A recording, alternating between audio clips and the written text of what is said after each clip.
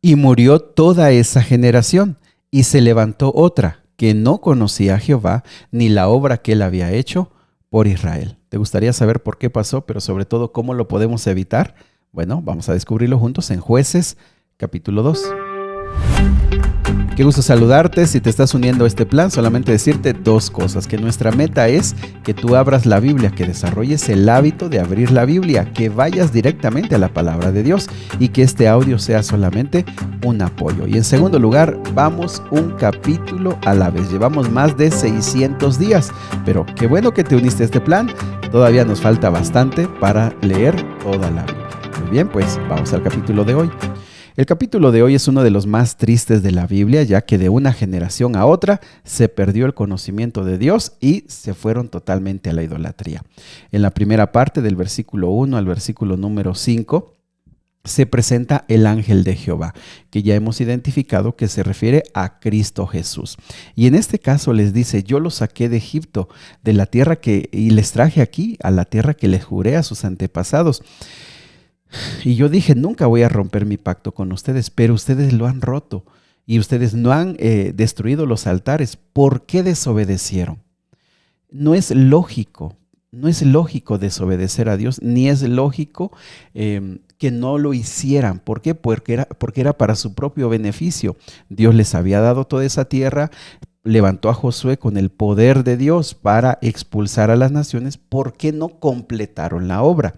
Es decir, sí habían conquistado a las naciones más fuertes, a los reinos más fuertes, a las ciudades más fuertes, pero no habían terminado de expulsar a todos. Y otra cosa muy importante, no habían exterminado la idolatría, los lugares de culto y todo esto. Entonces, ¿por qué no lo hicieron? En primer lugar, es que para ellos resultó muy cómodo hacer alianzas. No sacaron a todos y decían: bueno, estos pueblos no nos van a destruir, hagamos alianzas, nos protegemos mutuamente, evitamos conflictos y también pues evitamos muertes. Ojo con esto. También pues sintieron cierta paz, dijeron: bueno, ya tenemos un territorio, ellos viven de aquel lado, nosotros de este lado, estamos en paz, pero no era lo que se les había dicho. Ellos deberían poseer toda la tierra, pero ellos se sintieron conformes con esto. Ahora, algo también muy, muy importante es que esta nueva generación ya no quería pelear, porque se desconectaron de Dios y decían: pues, ¿cómo vamos a ganarles? Son fuertes, tienen carros fuertes, porque ellos ya no veían el poder de Dios, sino veían sus propias fuerzas.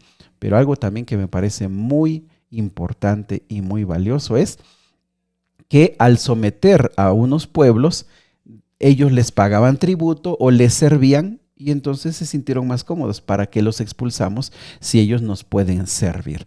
Pero la pregunta sigue ahí: ¿por qué lo hicieron? Mis amigos, tarde o temprano, estos pueblos pequeños que no fueron expulsados y toda esa idolatría que no fue erradicada, sería la condenación, el dolor y el sufrimiento del propio pueblo. Y eso es lo que aquí les dice: esos dioses serán tentación de ustedes, versículo 3, segunda parte. Estos pueblos serán como espinas clavadas en tu costado y eso te va a atormentar. Mis amigos, es que aquí hay una lección muy importante que se aplica en todos lados. Cuando nosotros no terminamos la obra completa, cuando no limpiamos todo lo que debemos limpiar, cuando no dejamos aquellos pequeños hábitos, aquellas pequeñas cosas que son incorrectas, pero decimos: bueno, no me mata, no me va, tarde o temprano, eso va a ser un gran problema. Va a ser un gran, gran problema. Mis amigos, ¿cuántas veces las pequeñas cosas terminan siendo un desastre en nuestras vidas? ¿Cuántas veces permitimos cosas pequeñas aparentemente inofensivas que terminan siendo el desastre de nuestra vida? Mis amigos, aquí hay un llamado muy importante: a evaluar. Aquello que tú no haces, aquello pequeño que permites o aquello pequeño que deberías haber hecho y no lo hiciste, va a terminar siendo un gran problema. Después de haber escuchado esto, versículo 4 y 5, ellos se ponen a llorar y ofrecen sacrificios al Señor. La verdad que sí, esto les dolió, pero fue superficial, fueron lágrimas externas. El libro de Joel dice que no llores lágrimas, no llores externamente. desgárrate el corazón. Lo que significa es arrepentimiento genuino. Y mis amigos, es que así responde el ser humano. Muchas veces solamente es externo. Sí, llora, se aflige, tú lo ves como que sufre, pero a menos que haya un cambio de conducta, entonces realmente puedes considerar que la persona se ha arrepentido. Versículo número 6 al versículo número 9 vuelve a repetirnos la muerte de Josué, pero agrega unos detalles bien valiosos y es el punto clave de este capítulo. No solamente murió Josué, sino que también toda la generación, todos los que acompañaron, los que vivieron en ese tiempo con Josué, también murieron. Esa generación fue la generación de oro. Yo creo que de esto podemos hacer temas y podemos hacer predicaciones y aprender mucho. ¿Por qué? Porque esta generación fue generación de oro.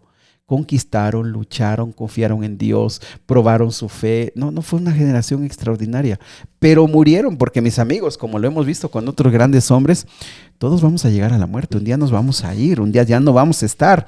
Y aquí, no sé, tendríamos que investigar más, tendríamos que profundizar más. Pero esta generación al morir, parece que algo les faltó y fue conectar a la nueva generación.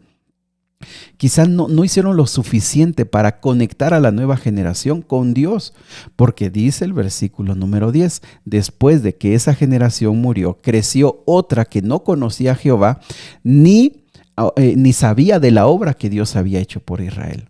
Es posible que esta generación tan extraordinaria le faltó conectar con sus hijos, con sus nietos, conectarlos a una realidad espiritual con Dios, porque cuando ellos murieron, los que vienen detrás no conocían. La palabra conocer es una palabra muy profunda en hebreo, que tiene que ver un conocimiento con práctica. Es como el carpintero sabe de carpintería porque sabe de la madera, sabe hacer las cosas.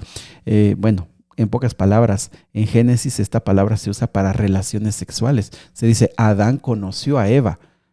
¿Qué significó? Pues que tuvieron relaciones sexuales. Así que lo que implica aquí es que esta generación posiblemente había escuchado de Dios, posiblemente sabía, pero no tenía una relación viva con Dios, no tenía una relación experimental. Así que, ¿corremos nosotros el mismo riesgo de perder a las nuevas generaciones? Sí, no debemos dudarlo, no debemos ni siquiera titubear. Sí podemos perder a nuestros hijos y nietos, que ellos sean, que ya no sean cristianos, que no conozcan a Dios, que no amen a Dios, que finalmente no vayan ni a la iglesia. Puede pasar, sí. ¿Cuál es aquí la solución que se muestra en este mismo capítulo? Que los involucremos, que así como los adultos conquistaron, se les involucre, que así como los adultos vivieron milagros, que se les involucre, que ellos vayan viendo, que ellos vayan participando, que sean parte del liderazgo, parte de las acciones, parte de la obra, para que cuando los adultos falten, ellos están bien involucrados, están viviendo la fe que sus padres tuvieron. Y por supuesto, mis amigos, si nuestros hijos no ven en nosotros la realidad, no, es que nuestras palabras no tienen poder. Y más, no tienen poder para bien, para mal tienen mucho poder. Quiero decir que muy poco ayudamos a nuestros hijos con diciéndole, abre la Biblia o ve a la iglesia. No, los hijos aprenden si nos ven abriendo la Biblia, si nos ven yendo a la iglesia. Las palabras no ayudan mucho para bien, pero para mal, ¿cómo destruyen? Es decir, si nos escuchan a nosotros hablar mal de la iglesia, hablar mal de los líderes, desconfiar de Dios, dudar siempre de Dios, es decir, siempre quejándonos, mis amigos, estamos destruyendo la poquita fe que ellos pudieran tener. ¿Por qué me parece que este capítulo es de los más tristes de la Biblia? Porque se pierden los hijos. Y yo te pregunto, ¿qué es lo más valioso que el ser humano tiene? Pues son los hijos que Dios nos ha prestado y que tú no quieres perder, que tú no quieres que se pierdan, que tú quieres que le pertenezcan a Dios. Bueno, nuestra influencia, y aquí parece que esta generación de oro, parece que el pequeño error es que les faltó involucrar a estas nuevas generaciones, les faltó poder ayudarlas a conocer de primera mano a nuestro Dios. Ahora del versículo 11 al versículo 15, básicamente el resumen es, adoraron a Baal y adoraron a Astoret. Dos dioses paganos, Baal tiene que ver con las lluvias, tiene que ver con la abundancia en los campos. Astoret tiene que ver con la fertilidad y tiene que ver con lo sexual. Así que básicamente eran dioses muy llamativos, cananeos muy llamativos, porque tenía que ver con fecundidad, tenía que ver con cosechas abundantes. Así que fue fácil para ellos adoptarlos como dioses. Pero mis amigos, si los cananeos estaban siendo expulsados, era por la maldad y por todo el paganismo que estos dos dioses tenían. Incluía el sacrificio de niños, incluía aberraciones sexuales terribles. Es decir, esta nueva generación que se estaba perdiendo no porque hiciera cosas malas, como no sé, decían malas palabras, no sé, hacían fiestas. No, no, no. Esta nueva generación se perdió terriblemente, dándole la espalda completamente a Dios. Y entonces, del versículo 16 al versículo 23, nos empieza a contar lo que será la constante en todo este libro. ¿Cuál es la constante? Dios va a levantar a jueces. Y básicamente es un círculo, pues yo creo que vicioso. El pueblo se aleja de Dios, el pueblo sufre, el pueblo clama a Dios, Dios levanta un juez, Dios libera a las personas por medio de ese juez, hay paz, la gente se vuelve a Dios, se muere ese juez, se alejan y vuelve otra vez el círculo. Mis amigos, este libro de Jueces nos va a contar la misma historia, este mismo círculo que aquí vemos. Datos importantes: Dios levantaría a los jueces. Número 2, versículo 17, Dios estaría con los versículo 18, Dios estaría con el juez. Dios bendeciría a los jueces. Y finalmente esta parte me parece muy, muy valiosa. Dios muestra su amor y su misericordia con su pueblo, a pesar de lo terco que es este pueblo. Pero bueno, antes de juzgarlos de tercos, creo que podemos pensar en nuestra propia vida. ¿No te parece que muchas veces este es el círculo de nosotros? Nos alejamos de Dios, sufrimos, lloramos, clamamos a Dios, gemimos, dice la Biblia. El Señor nos tiene misericordia, nos libera, nos salva, nos saca de esos problemas, nos saca de esas dificultades. Tenemos paz, pero en medio de esa paz nos volvemos a alejar y vuelve el mismo círculo. ¿No te parece que es tiempo de mantener una fe más madura, una fe más constante? ¿No te parece que el estudiar la Biblia todos los días y orar es lo que realmente nosotros necesitamos? Mis amigos, hoy está en juego mucho. Está en juego la vida de nuestros hijos, el futuro. Y nosotros muchas veces le fallamos a Dios. No expulsamos ni quitamos de nuestra vida todo aquello que nos hace caer. No quitamos de nuestra vida los pueblos cananeos que nos hacen caer. Y ahí están con nosotros hasta que van debilitando nuestro matrimonio, nuestra familia, nuestra fe. Muchos de esos males debilitan negocios y muchos de esos males debilitan nuestra salud. Mis amigos, es tiempo de aprender. Que el Señor nos dé su misericordia y nos ayude a aprender. Estos círculos se tienen que romper. Necesitamos el valor de cumplir la palabra de Dios. Necesitamos el valor de salvar a nuestros hijos. Queremos que las próximas generaciones sean más fieles que nosotros. Necesitamos hoy poner nuestros ojos en estos que vienen detrás de nosotros, que no cometan nuestros mismos errores, que no se enfermen como nosotros, que no malgasten los recursos económicos como nosotros, que no echen a perder su matrimonio, su familia, quizá como nosotros.